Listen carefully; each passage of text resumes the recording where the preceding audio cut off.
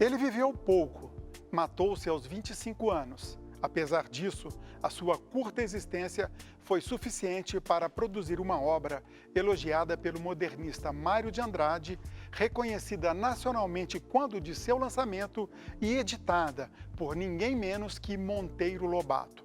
Este goiano, cuja morte completa 100 anos em maio próximo, eu conto daqui a pouco quem é.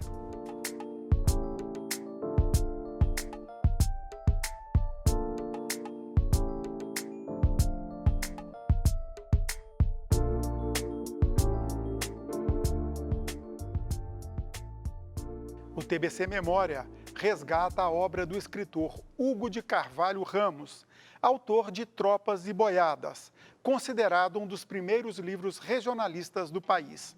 E para falar sobre Hugo Carvalho Ramos, convidamos o escritor, professor de História e presidente da União Brasileira dos Escritores, Seção Goiás, Ademir Luiz da Silva. Olá, Ademir, tudo bem? Olá, Enzo, tudo bem? Pois é, 100 anos da morte de Hugo de Carvalho Ramos. Mas vamos voltar ao começo, às origens dele na cidade de Goiás, onde nasceu.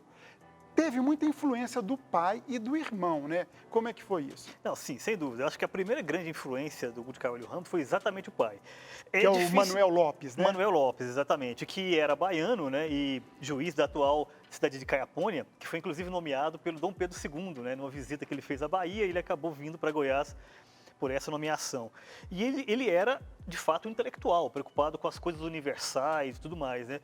E desde cedo ele ensinou os filhos, tanto o Vitor quanto o Hugo, a se embrenhar nesse universo, né? Para termos uma ideia, o Manuel, ele é autor de, claro, vários poemas, várias obras, mas dois em particular que eu acho muito interessantes. Um é chamado Os Gênios, que é um festejar dos grandes gênios da cultura, da literatura, da ciência, e o outro é o poema épico Goiânia, né, que fala da vinda do Anhanguera para Goiás, tal, narra o encontro dele com os índios goiáses, e é esse livro que, segundo a lenda, está enterrado ali na Caixa do Tempo, né, daquele momento da fundação de Goiânia e tudo mais. Ou seja, é dessa família que o Hugo de Carvalho Ramos provém.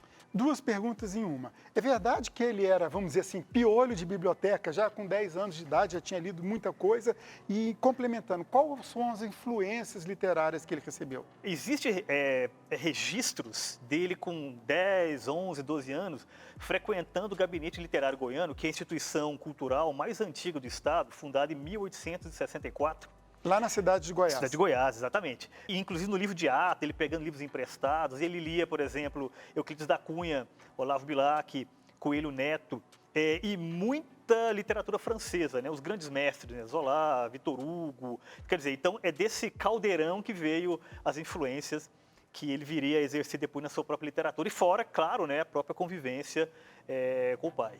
A grande obra dele, até hoje a única obra publicada, famosíssima, né? Tropas e Boiadas, até com 2 exemplares Duas edições aí. aqui. Fala dessas edições para a gente falar da obra depois. Ah, perfeito. São 2 edições particularmente muito interessantes, porque cada uma delas tem uma história em particular. Essa edição aqui, ela faz parte da Biblioteca Clássica Goiana, que a ideia é fazer uma versão goiana daquela biblioteca clássica brasileira, né?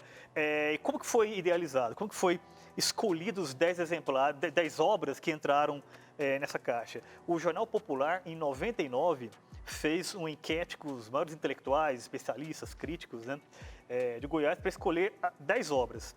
Então, dessa eleição indireta, digamos assim, né, Tropas e Boiadas foi escolhido, e no caso, como primeiro título, né, o primeiro da caixa é exatamente ele.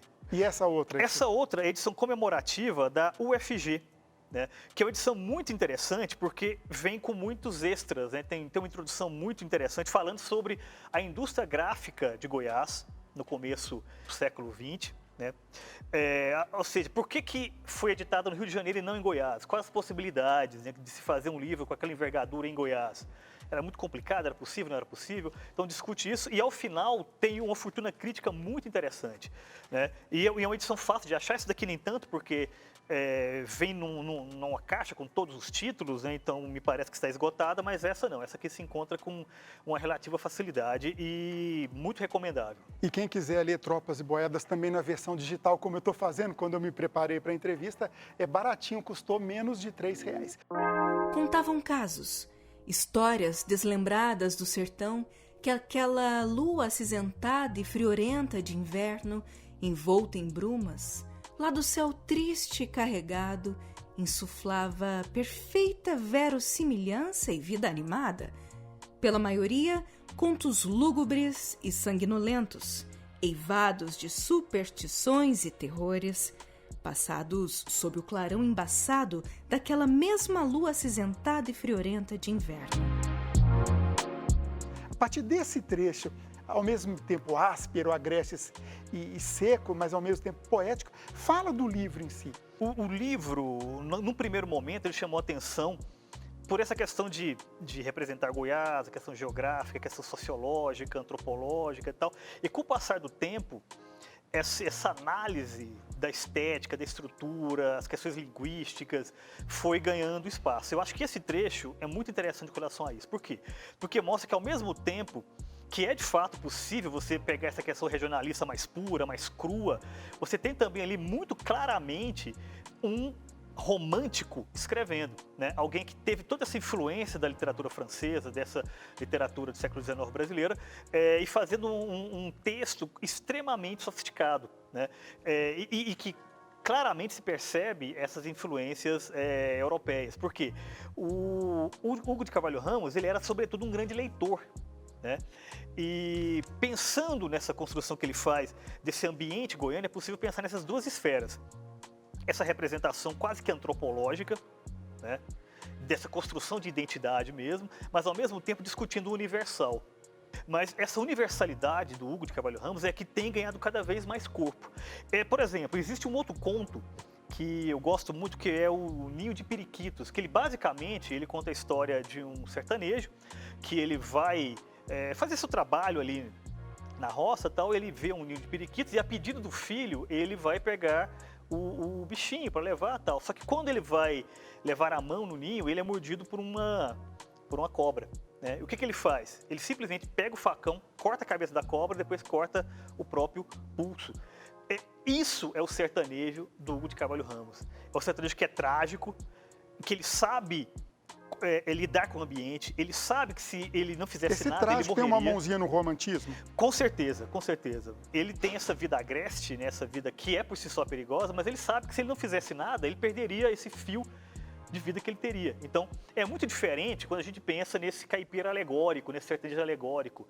O sertanejo do Hugo de Carvalho Ramos não é nada disso. Ele é um sertanejo que, ao mesmo tempo que ele é muito próximo, muito real, ele também tem esse aspecto do trágico e de alguma maneira até heróica, né? Perguntas que vida levo. Nem mesmo sei dizer como se arrasta ela.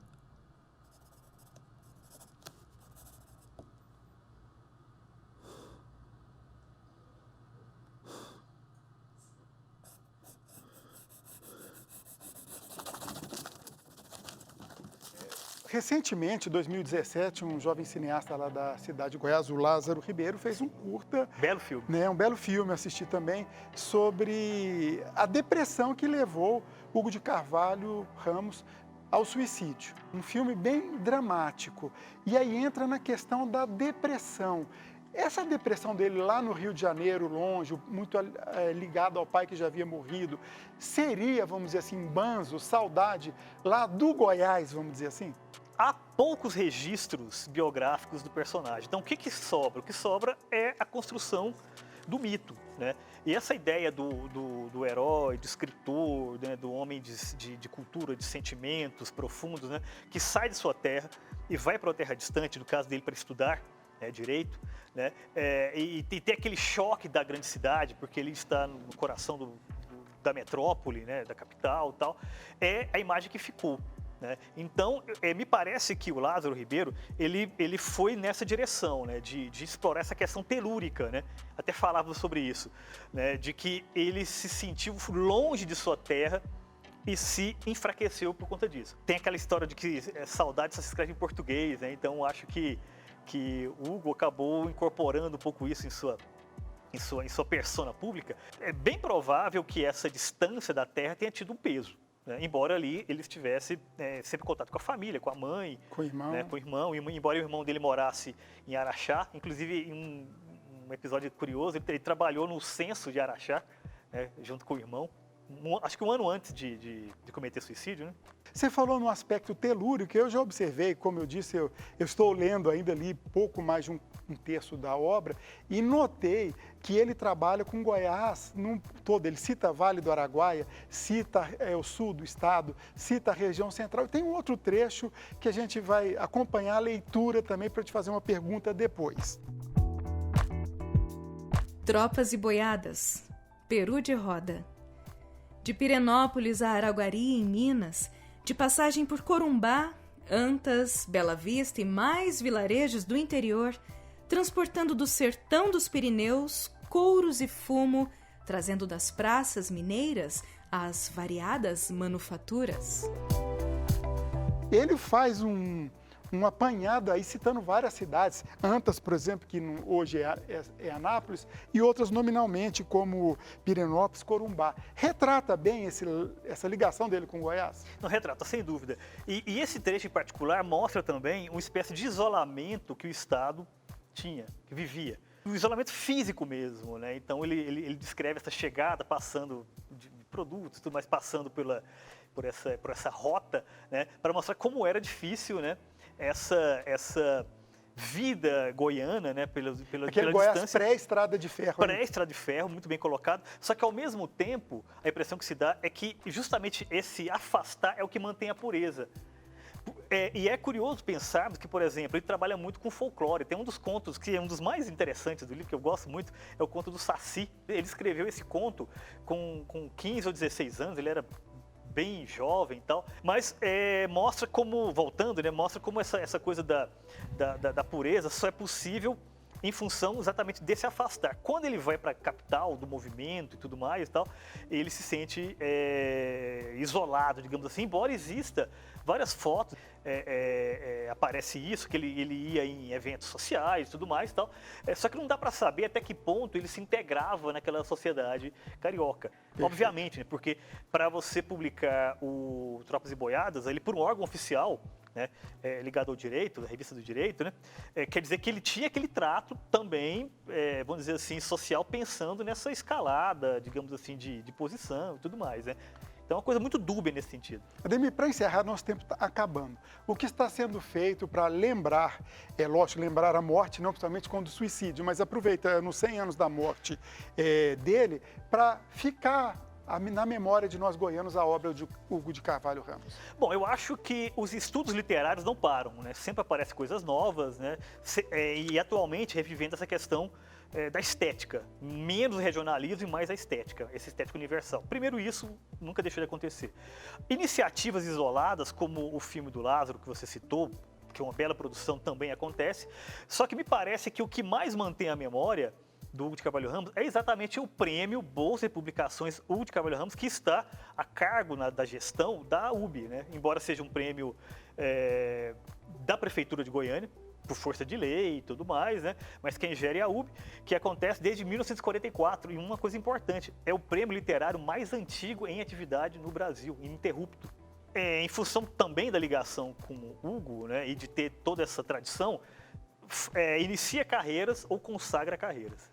Ok, agradeço muito a sua participação, Ademir, ajudando a lembrar um pouco o nome desse grande escritor goiano que foi Hugo de Carvalho Ramos. Muito obrigado. Eu agradeço. Obrigado. TBC Memória, ajudando a preservar a história de Goiás.